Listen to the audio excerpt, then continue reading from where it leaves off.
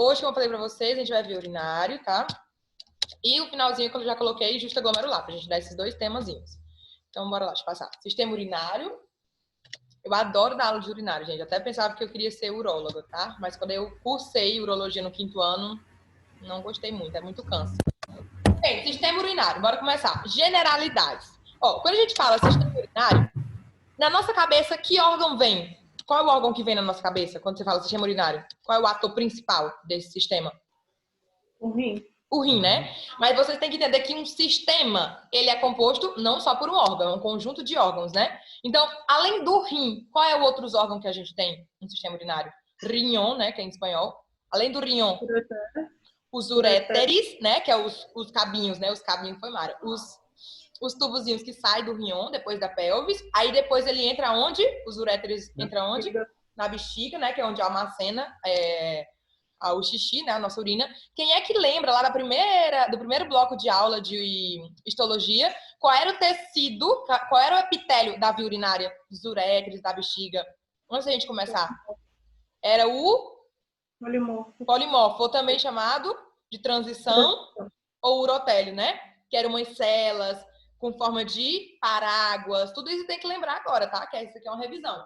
Então, a gente tem o riñón, os uréteres, a bexiga, e tem mais um condutozinho que faz o xixi passar da bexiga para o meio exterior. Qual que é esse conduto, gente?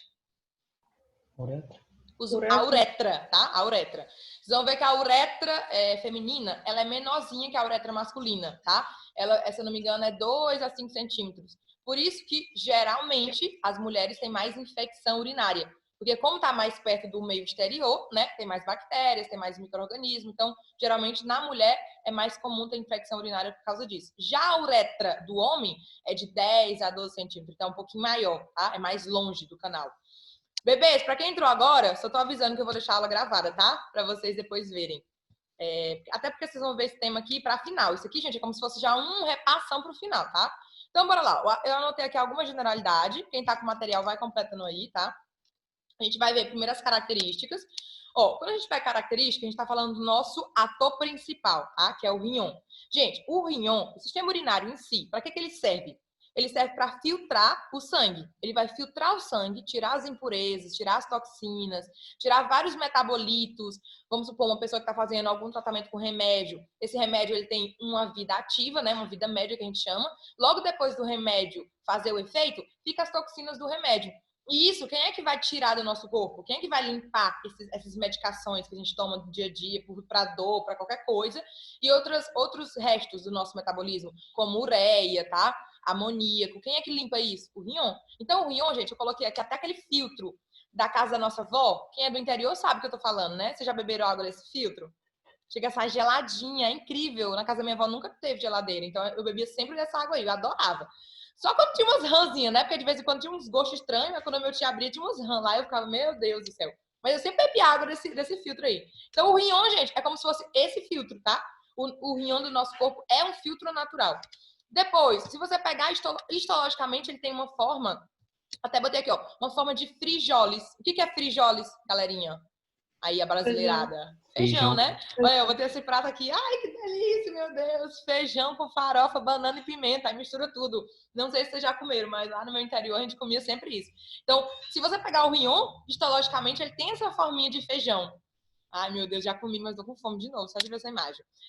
Ó, todo órgão, gente, a gente fala que tem um tecido conectivo que reveste ele. Esse tecido conectivo que reveste a gente chama de parênquima. Eu já falei pra vocês. Parênquima é a parte que reveste, né? E o estroma é a parte funcional. Então, em todo órgão, vocês vão ver um parênquima, né? Que é um tecido conectivo que reveste, que a gente fala que é uma cápsula, né? E o estroma, que é a parte funcional do órgão, que no caso do riñón, vocês vão ver mais tarde que é as nefronas, tá? Então, coloca aí rodeado por uma cápsula e faz uma setinha para ficar bem completo o seu material e coloca parênquima, que é essa parte de sustém de um órgão, tá? Continuando, em cima dos nossos riñõezinhos, né, que se a gente é um organismo normal, a gente vai ter duas glândulas. Como está em cima do riñón, a gente chama supra, né, porque é em cima do riñão, suprarrenal. Então, a gente tem duas glândulas, essas glândulas são endócrinas, tá? Elas vão liberar cortisol. Vocês já ouviram falar em cortisol? Depois a gente vai ver melhor. Mas cortisol, gente, é a hormona do estresse. Por isso, quando a gente acorda, geralmente a gente acorda um pouco estressado. Porque é o pico mais alto do nosso organismo de produção de cortisol. Onde que o cortisol é formado, Raíssa? Lá na suprarrenal, aí em cima. Raíssa, e a aldosterona? A gente não, vocês talvez ainda não escutaram falar, mas a gente vai falar dela hoje. A aldosterona é uma hormona que faz você absorver sódio, faz você puxar o sódio da urina para o organismo. Para fazer o que, Raíssa? Para trazer a água de volta para o nosso organismo. Pra gente não perder tanta água no xixi, né? E não ficar desidratada. A aldosterona, essa hormona que eu tô conversando com vocês, também é produzida na suprarrenal. Isso são exemplos, tá? Outra hormona que é produzida na suprarrenal, Raíssa, a gente fala que são os andrógenos débiles. Esses andrógenos débiles, gente, são as hormonas sexuais, como testosterona, tá? A testosterona e alguns esteroides femininos são produzidos na suprarrenal também. Então é aí que é muito importante vocês entenderem o que a suprarrenal é. Depois, última informação, os dois riões, gente, são iguais. Os riões, eles estão aqui, ó, atrás, nossas costas. A gente sempre pensa que ele tá aqui, mas ele tá lá atrás, nas costas. Por isso que às vezes a gente tem uma infecção urinária, a gente, ai meu Deus, que dor nas costas. Uma pedra no rim, a gente tem uma dor muito forte aqui na lombar. Porque o rião, ele fica por trás do peritônio, que é a serosa, tá? Então, por isso que a gente fala que ele é retroperitoneu. Os dois riões, eles são do mesmo jeitinho, na mesma altura, mesmo tamanhozinho? Não, eles são assimétricos. Quem é que sabe me dizer o que é a assimetria do rion? Qual que é o maior, qual que é o menor, qual que está mais superior, qual que é inferior? O direito é mais baixo? É, ele é menorzinho, um pouquinho menor e mais baixo, tá? Até anotei aqui, se eu não me engano, deixa eu ver. Eles são assimétricos, porque não são iguais. O direito ele é menorzinho e um pouquinho mais baixo, tá? E funções, gente. Bora lá. Eu quero que vocês conversem comigo. Alguém sabe alguma função do rion? Uma que a gente está conversando o tempo todo, desde o início da aula. Uma função só, vá. Produção de urina. Produção da urina. Então, quando você bota aqui, ó, produção da urina, você tem que entender que a urina nada mais é que o líquido que foi filtrado do sangue. É como se você pegar uma roupa, gente, ó, que tá molhada, né? Faz assim, ó, e aí você filtra. O que tá saindo aqui do vaso sanguíneo, ó, é a urina, tá? A urina vai ser uma filtração do vaso sanguíneo. E na urina, meus amores, vão ver que a gente tem os metabolitos, as coisinhas tóxicas. Ureia, eu até botei um desenho aqui pra vocês verem, ó. Aqui o sangue, olha que lindo esse desenho, gente. Aqui tem o sangue, ó, chegando. Entra no rion, o rion faz isso aqui, é como se fosse isso, ó. Aí cai a urina. Só que esse nananã vai tirar o quê? Vai tirar algumas proteínas, sem querer, vai passar algumas proteínas assim.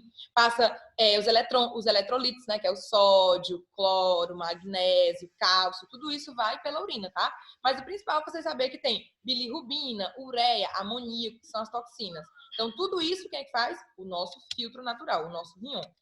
Segunda função. Bebês, isso aqui que eu tô falando para vocês é bem importante. Já caiu na prova, principalmente na final, para vocês descreverem pelo menos 4 características, 4 funções do rion, tá? Então você tem que, não é decorar não, é aprender mesmo. Outra função do rion, gente, ele participa de um negócio chamado amortiguador do pH. O que é isso, Raíssa? Amortiguador do pH. Vocês sabem, né, que a gente tem um pH ideal. O nosso corpinho ele tem um pH de 7,25 a 7,40, mais ou menos.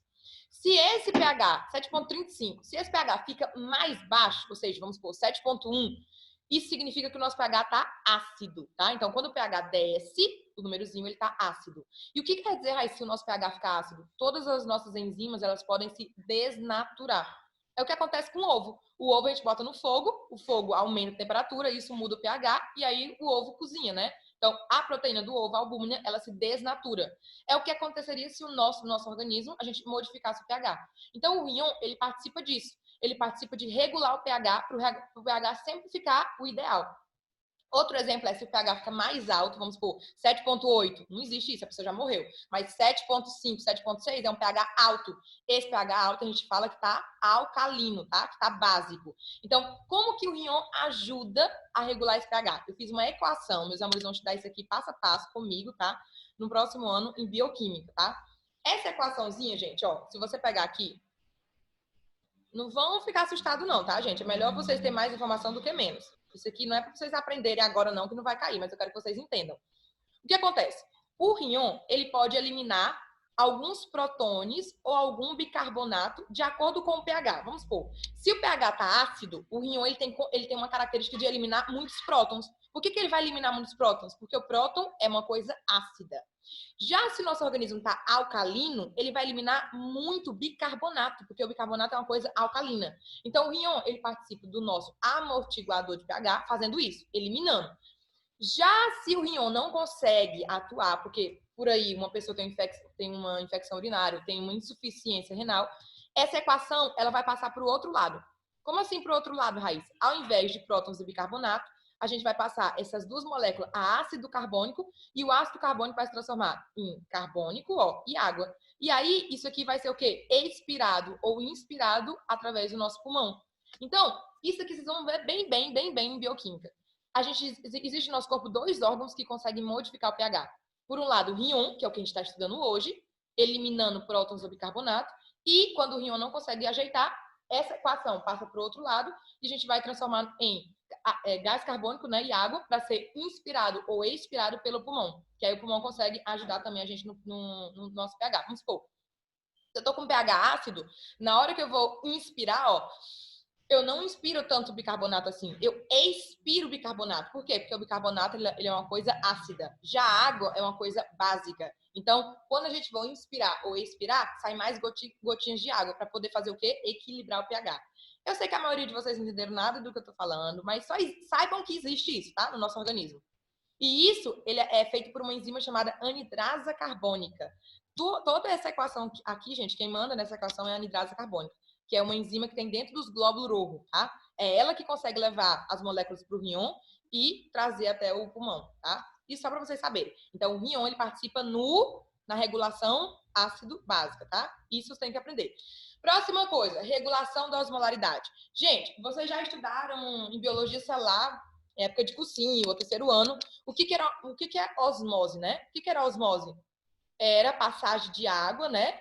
Entre dois espaços por uma membrana semipermeável para poder equilibrar os solutos. Então, entenda uma coisa. O nosso organismo inteiro, assim como o pH, ele existe uma osmolaridade. Então, vamos supor, dentro do vaso sanguíneo e fora dos vasos sanguíneos, a gente tem uma quantidade osmolar ideal. Vamos supor que aqui eu tenho umas células, ó, e aqui eu tenho o nosso vaso sanguíneo. Quem é que sabe qual é a osmolaridade do corpo? A osmolaridade normal do corpo? É de 298 até 303 miliosmol. Esse valor, gente, não pode mudar. Por que não pode mudar? Vamos pensar uma situação hipotética. Aqui no sangue, a gente tem 400 de osmolaridade. O que quer dizer que tem 400 de osmolaridade no sangue? Quer dizer que está normoosmótico, hiperosmótico ou hiporosmótico comparado à osmolaridade normal? A osmolaridade normal é 300. Então, o sangue, ele está com a osmolaridade o quê? Hiperosmótica. Exatamente, está maior. Então, o que acontece com as células que estão do ladinho desse sangue, gente? Todas as células têm água. Olha aqui, ó, dentro de uma célula tem água. Essa água vai sair da célula para poder ir para o vaso sanguíneo. Para fazer o quê, gente? Isso aqui é osmolaridade. Esse processo aqui de osmose é a saída da água para poder diminuir essa osmolaridade aqui, ó. Então, vai tentar diminuir. Só que o que acontece? Se sai água de uma célula para poder diminuir a osmolaridade do sangue, a célula vai se... Vocês estão entendendo o que eu estou querendo dizer? A célula se desidrata. É por isso que às vezes a gente desmaia. Se você pegar para pensar, quando vocês for lerem osmolaridade no segundo ano em bioquímica, meus amores vão entender que as células mais sensíveis são as neuronas. Então, o que acontece? Tá lá o vaso sanguíneo passando pelas neuronas, a neurona é uma célula que tem água, vê que a osmolaridade está aumentada, então a água da neurona sai para poder diminuir a osmolaridade do meio externo. Só que uma neurona, quando perde água, ela faz o quê? Desidrata. E quando as neuronas se desidratam, a gente desmaia. Isso é coma hiperosmolar. Obrigada, amiga. Vou comer. Todo mundo tá entendendo? Gente, eu sei que a conversa tá tensa, mas é só para meus amores entender que a medicina é linda, que vocês vão estudar muito ainda, tá? Que vocês vão aprender muito, vocês vão ser médicos excelentes, tá? Isso aqui é bem menos em histologia, tá? Eu tô dando só uma conversa com vocês para vocês entenderem que osmolaridade é um valor X em todo o nosso corpinho e que, quando altera a osmolaridade, coisas ruins podem acontecer. E quem é que ajuda a osmolaridade para ela ser sempre normal? O rim-on. Porque se tem muita molécula osmolar aqui, ó, o rim-on elimina na urina. Mas se tem pouca, ele reabsorve da urina. Isso faz com que o sangue e o meio externo, que no caso são as células, tenham a mesma osmolaridade. Todo mundo entendeu isso? Eu vou mostrar para vocês uma imagem bem estranha, que é uma imagem de uma aula minha de fisiologia renal, só para vocês verem como é lindo o jogo de osmolaridade dentro do rinhão. Olha pra cá, gente. Olha isso. O sangue tá chegando, ó, osmolaridade 300. Só que essa urina, ela vai modificando a osmolaridade dela conforme o nosso organismo. Então, tudo que tá aqui dentro desse tubo, ó, tem uma osmolaridade que é inconstante, porque dependendo da osmolaridade do sangue e das células, o rinhão vai sofrendo para não deixar o nosso corpo sofrer.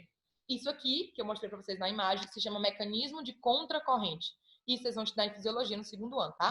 Mas só aprendam. Entenderam, né? Que o rinhão regula a osmolaridade. Que o rinhão regula o pH. Independente do jeito que regula, saibam que faz isso, tá? Isso vocês vão precisar para histologia. Quarta característica do rinhão, gente. Característica, meu Deus, função do rinhão. O rinhão, gente, ele participa do metabolismo da vitamina D. Alguém sabe me explicar o porquê que o rinhão faz isso, da vitamina D? Da onde que vem a vitamina D? Como que a vitamina D se ativa no nosso corpo? Quem é que lembra alguma coisa? Através dos raios do V? Uhum. Alguém sabe mais alguma coisinha? Luciano, completa aí. O que você estava falando? Os raios UV. Vai passar através das capas basais das capas da pele. Uhum.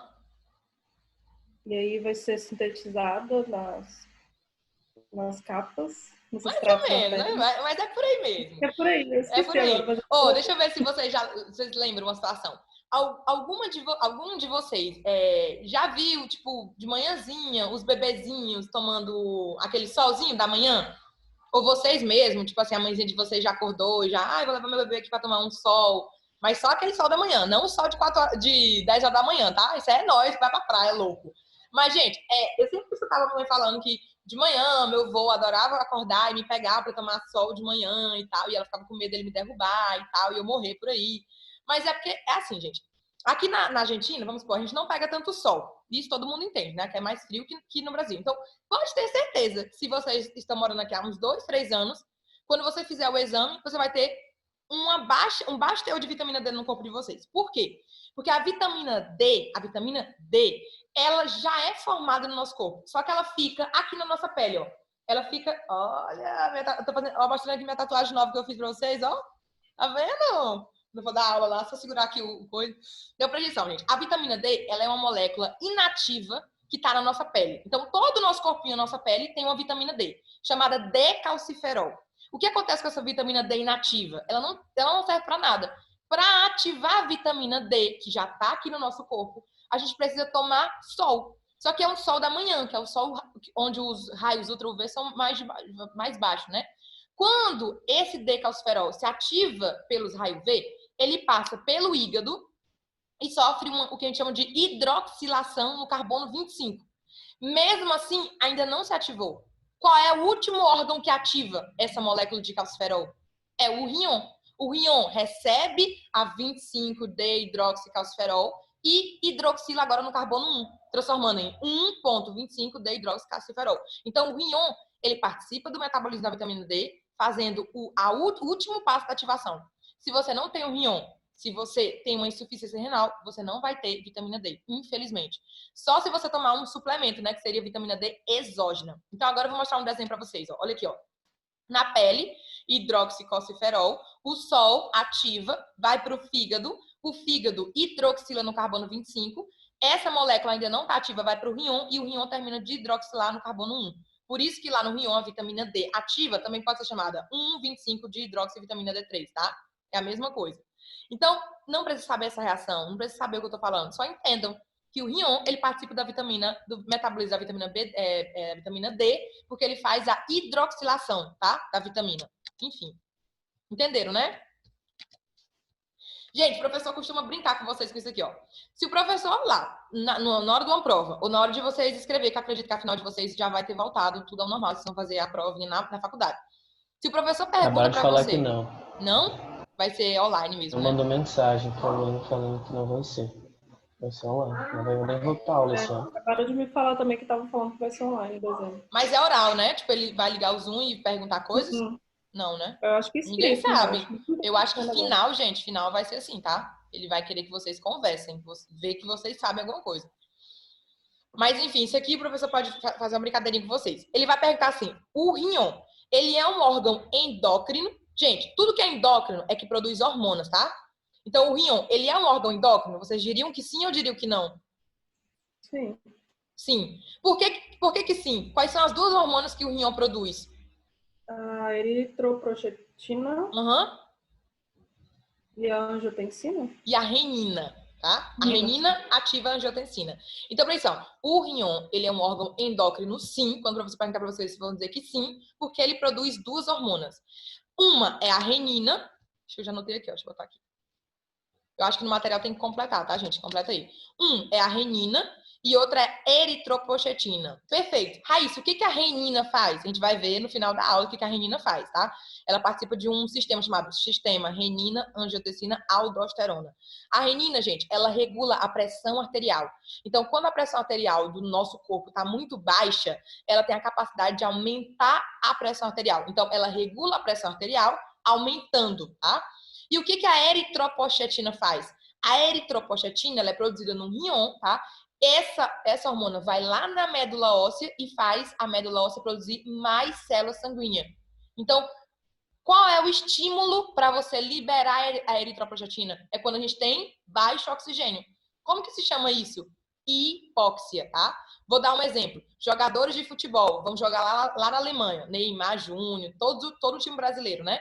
Só que na Alemanha, a altitude ela é maior, ela tem uma altitude maior. Então, os jogadores, eles têm que ir uma semana antes. O Caio vai entender isso aí, né, Caio? Porque você assiste futebol. A maioria das meninas talvez não assiste. Mas sempre quando tem jogo assim que o lugar é muito alto, os jogadores eles têm que ir uma semana antes para poder acostumar o corpo com a altitude. Por quê? Porque quando a altitude é muito elevada, a gente tem menos oxigênio. Para você ter menos oxigênio e mesmo assim respirar bem, jogar bola, correr, você precisa ter mais glóbulo roxo. E isso acontece através da eritropochetina. A eritropochetina faz o nosso corpo produzir mais glóbulo roxo para captar mais oxigênio para a gente não ficar, ai, meu Deus do céu, vocês estão entendendo? Então, a eritropochetina ela ajuda nisso, na eritropochesis, que é produção, genes de glóbulo roxo, tá? Então, o rim ele participa de duas coisas. Ele ainda participa, olha aqui, ó, a sexta função dele é regular a pressão arterial através da renina e regular a eritropochesis através da eritropochetina, tá? Sempre os professores perguntam sobre isso. Não, gente, eu nem comecei a aula ainda, tá? Eu já demorei uns 30 minutos aqui. Ó, um exemplo aqui, ó, nesse esqueminha. Era uma vez, fui viajar lá pro, sei lá, pro Chile, ponto do Everest. Lá meu oxigênio diminuiu. Por quê? Porque a altitude é diferente, a altitude lá é mais alta, então tem menos oxigênio. Essa diminuição do oxigênio a gente chama de hipóxia. Então, anota isso aqui que é importante, o professor vai te perguntar isso, viu? Hipóxia. Hipóxia é o que, então? Diminuição de oxigênio. A hipóxia, ela estimula o rim a produzir eritropochetina. Então, aqui, ó, a eritropochetina, também chamada EPO, tá? Ela aumenta. E o que ela faz, bebês? Ela vai lá na nossa médula óssea, a nossa madre das células, né? E faz a médula óssea ativar os receptorzinhos para produzir mais glóbulo roxo. Como a gente tem mais glóbulo roxo, e o glóbulo roxo, ele é a célula capaz de agarrar o oxigênio, mais glóbulo roxo, mais oxigênio. Aí aumenta o oxigênio, aí isso inibe a produção da eritropochetina. Então, todo mundo entendeu esse esqueminha? Diminui o oxigênio, hipóxia. Estimulou o rim, a eritropochetina sobe, vai na médula óssea, a médula óssea começa a produzir mais células, mais oxigênio, aí inibe tudo, tá? Enfim, é só um esqueminha para vocês verem como tudo é lindo e tudo é bem regulado no nosso corpo. Perfeito. Gente, isso aqui não precisa ser da bola, não, tá? Eu anotei porque eu sou professora e é importante eu dizer para vocês como é que é a irrigação renal. Mas isso aqui vocês vão ver mais em anatomia e espláqueno, tá? Enfim, todo mundo sabe que do coração esquerdo sai a aorta, né? E que a aorta ela vai dar o cachado e desce, se transformando em aorta abdominal. Da aorta abdominal sai uma rama chamada artéria renal. A artéria renal, que é essa grandona, olha aqui, ó. Artéria aorta abdominal, sai uma raminha esquerda e direita para os dois rim. Da artéria renal, vocês vão ver que sai uma artéria chamada artéria segmentária. Essa artéria segmentária se segmenta em superior, média e inferior e dá várias raminhas chamadas raminhas interlobulares, porque está em cada lóbulo do rim. Essas artérias interlobulares se dividem em ancianas, tá? Ou anciformes, é a mesma coisa. E cada arqueada, que é a mesma coisa também, vai se dividir na interlobulichar. Não precisa saber isso, gente, tá? Não fiquem preocupados. Essa interlobulichar vai dar arteríola aferente, que é o que a gente vai estudar muito profundamente. A aferente vai dar várias raminhas e volta na artéria eferente. A artéria eferente vai dar os vasos chamados vasos peritubulares. Olha aqui, ó, vasos peritubulares, que são esses aqui. E depois dos vasos peritubulares, volta artéria vena eferente, vena aferente, vena arqueada, vena não sei o quê, e vena renal. Toda vena faz o caminho contrário e recebe os mesmos nomes das artérias, tá, bebês? Então, irrigação venosa é tudo o contrário, tudo voltando. Os capilares peritubulares dão a vena em túbulo chave, vena ciforme, vena tubular, vena nanã, até sair como vena renal, tá? Isso aqui, eu vou tirar um print, só para vocês terem o esqueminha todo. Como é que faz print? Já até esqueci. E faz tempo que eu dou aula, viu? Esqueci como é. Gente, como é que faz print na tela, meu Deus? Ah, é aqui. Pronto. Continuando aqui. Isso aqui é tudo generalidade. Agora sim, a gente começa a parte importante da aula, tá? Histologia do sistema do rim. Ó, primeiro eu vou fazer um desenho, antes de mostrar para vocês o desenho do livro.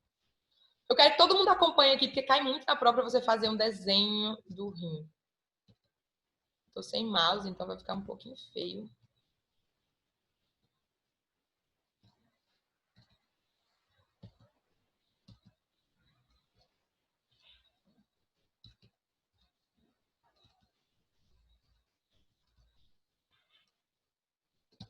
Fazer completo meu desenho, viu? Com a cápsulazinha, ó.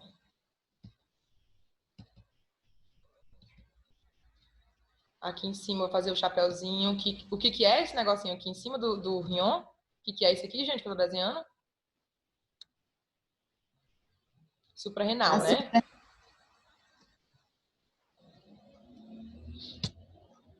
Tá bem colorido, tá bem carnaval esse rion. Ó, no desenho tem que ter sim ou sim essas médulazinhas aqui, ó, que são essas pirâmides, tá? Um desenhozinho de vocês. Aprendam a fazer desenhos, porque tudo cai nas provas. Perfeito. Vamos dar nome aos bois. Primeira coisa que eu quero que vocês marquem aqui, ó, é a suprarrenal. Então, vou colocar aqui glândula suprarrenal. Só para você dizer pro professor que você sabe. Depois, puxa nesse negocinho laranja e coloca. Isso aqui é a cápsula, porque o rion, vocês sabem que tem uma cápsula de tecido conectivo. E aí, histologicamente, o órgão rion, ele é dividido em duas. Nessa parte mais externa aqui, ó, que é a capa mais periférica, né? Que é chamada corteza, tá? Então, você tem que botar que isso aqui é a corteza. E nessa capa mais central, que tem essas pirâmides aqui, ó. Que isso aqui a gente fala de médula, tá? Então, o rion, histologicamente, ele está dividido em uma corteza e uma médula. Até agora todo mundo entendeu? Isso aqui é o básico, tá? E o que eu quero que vocês entendam? A corteza, lendo um livro, você vai ver, manda tabiques, nananã, para formar essas coisas. Esses tabiques aqui, gente, a gente fala que é uma coluna, chamada coluna de Bertin, tá? Então, a corteza, ela ingressa na médula, fazendo essas colunas, que a gente fala histologicamente que é coluna de Bertin, tá? Não ficou muito direitinho, mas é isso. E na nossa médula, a gente tem essas pirâmides, chamada pirâmide renal, ou também chamado pirâmide de Malpighi. Então, completa aí e coloca isso. Essas pirâmides que formam a médula, chama pirâmides renais ou pirâmide de Malpighi. Então, ver que tudo em renal é Malpighi. Malpighi por quê? Porque foi um cara que descobriu que tinha pirâmide e o nome dele era Malpighi, tá? E, continuando, ainda não parou. No vérticezinho, olha aqui, ó, isso aqui é o vértice. No vértice de cada pirâmide, a gente encontra o que a gente chama de papila. Então, todo o xixi, gente, ele vai ser acumulado aqui nessa papila, ó. Então, isso aqui, que é o vértice das pirâmides, a gente chama de papila renal. Então, olha para cá, papila renal. Cada papila, olha para cá pro desenho, cada papila deságua no que a gente chama de pelvis menor. Olha aqui, ó, isso aqui cai aqui nessa pelvis menor. Isso aqui, pelvis menor. E todas as pelvis menores vão desaguar no que a gente chama de pelvis maior. Então, isso aqui, ó, puxa pro lado. Você fala que é a pelvis, eita, Lelê, pelvis menor. E essa parte aqui mais central, aqui, ó, a gente fala que é a pelvis maior. Então, pelvis maior, tá? E tudo sai pela pelvis principal. Quando você for ler um livro, acho que até no meu aponte, Esse pelvis menor e pelvis maior, vocês vão ver também chamado de cálice menor e cálice maior, que é a mesma coisa. É porque pensa lá no padre e tal, tem um copo, o copo não é assim? É o cálice, né? É um cálice quando você vai lá na missa. Então, é isso aí, essa formação assim que é um cálice. Cálice menor, cálice maior, e sai do rinhão por esse tubozão aqui grande, ó, que é o que a gente chama de pelvis, tá? Então, presta atenção. A pelvis, propriamente dita, ela deságua no que a gente chama de uréteres. E os uréteres levam até a bexiga e depois sai pela uretra. Todo mundo entendeu esse desenho estranho que eu fiz aqui? Vou tirar uma foto. E agora, vejam aí se você... Igual eu tirei foto, tá, gente? Vejam aí se vocês conseguem entender tudo, que agora eu vou mostrar o desenho do livro. Vai ser bem mais fácil, com certeza. Então, vamos de novo aqui comigo, olha só. Nesse desenho, eu acho, pra mim, na minha singela opinião, que tá um pouco incompleto, porque teria que ter bem que a suprarrenal pra mostrar pra vocês que tem. Vocês completam aí, tá? Aí, olha aqui, ó. Tem a minha cápsula, olha aqui, ó. Vamos procurar. Cápsula, tá? Sempre. Essa parte aqui, ó, periférica, que eu chamo de quê? De corteza. Essa parte aqui, ó, que faz o triângulozinho, que eu chamo de médula. Na médula tem que saber que é as pirâmides renais, tá? No final de cada médula, olha aqui, ó, eu tenho a minha papila, isso aqui é a minha papila. A minha papila deságua nesse tubozinho menor chamado cálice menor. Os cálices menores deságua nessa daqui chamado cálice maior e sai pelo que a gente chama de pelvis. A pelvis deságua nos uréteres, tá? Todo mundo entendeu, então? Então, a gente tem a médula, que tem a minha papila, a gente tem a minha corteza, e nesse desenho faltou dizer que cada entradinha dessa aqui, ó, rosinha mais claro, se chama o que, gente? Que a gente falou agorinha? Colunas de Bertin, tá? Então, nesse desenho, faltou você colocar que aqui são as colunas de Bertin. Não esqueçam disso, tá? Então, gente, se você pegar, qual que é... Vamos revisar aqui, ó. Qual que é o caminho do xixi até ele ser formado? Ele começa assim, ó, corteza, né? Depois vai para a médula. Na médula ele vai cair na papila, que é a pontinha. Depois, cálices menores. Cálices maiores. Depois, pelvis, né? Sai da pelvis pelos uréteres. Chega na vejiga. Sai da vejiga pela uretra. E da uretra, aí vai lá para onde você fizer o xixi. Todo mundo entendeu qual é o caminho, então, do xixi? Isso aqui é importante, tá? Vocês entenderem. Igual a gente vai vendo no decorrer da aula.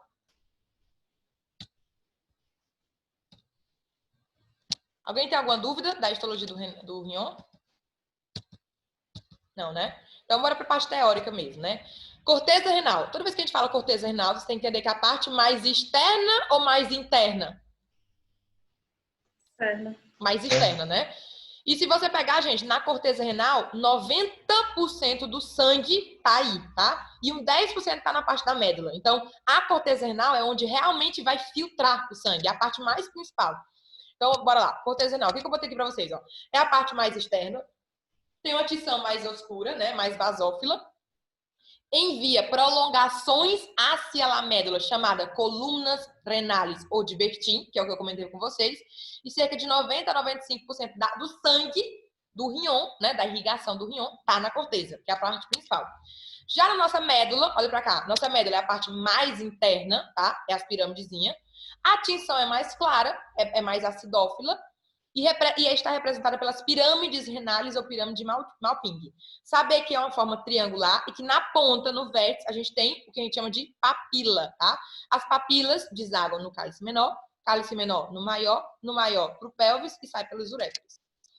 Unidade histológica. Gente, o que é uma unidade histofuncional? É a coisinha do rinhão que filtra. É a coisa mais importante da histologia do rinhão que faz a função dele. E isso, meus amores, vão ver chamado néfron, tá? Então, isso aqui é um néfron. Olha pra cá. Aqui a gente tem o nosso rinhão. E eu peguei aqui, ó, nessa imagem, ele pega só uma zonazinha, coloca um aumento, né? Um zoom. E vocês veem que o néfron é essa estrutura aqui. Então, o néfron, isso aqui é pergunta de prova, é a unidade histofuncional do rinhão.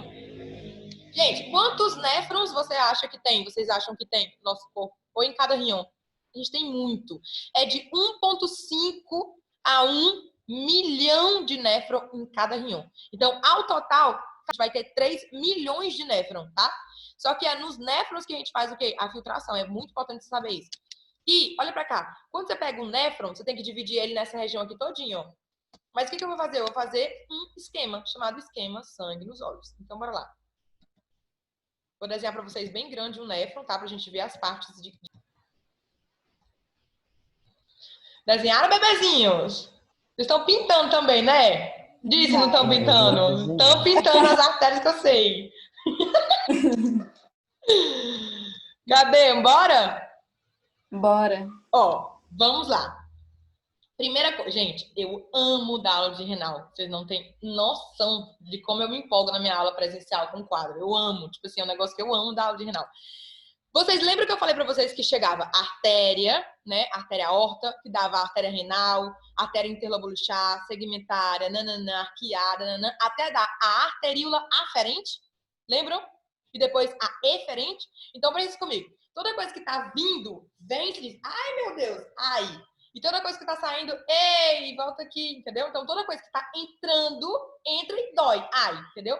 Então, a artériazinha pequenininha, que é a rama da rama da rama da rama, que é bem pequenininha, porque esse néfron, gente, é uma coisa bem pequenininha. É como se fosse um pontinho dentro do rinhão, tá? De tão pequenininho que é. Então, toda arterinha pequenininha que tá entrando no néfron se chama arteríola, porque é uma rama da artéria aferente. Lembra de ai, tá vindo, tá chegando, tá? Então, puxa a setinha. Ixi, não quero verde não, porque vai ficar bem colorido, vai ficar bem carnaval. Arteríola aferente. E aí, ela entra no néfron, dá várias ramas, irriga bastante aqui, e essas ramas depois vão se unir, formando a arteríola eferente, que é essa arteríola grandona que tá saindo do néfron, tá? Então, até agora tá todo mundo entendendo, né? Então, a arteríola aferente entrou e a arteríola eferente saiu. Então,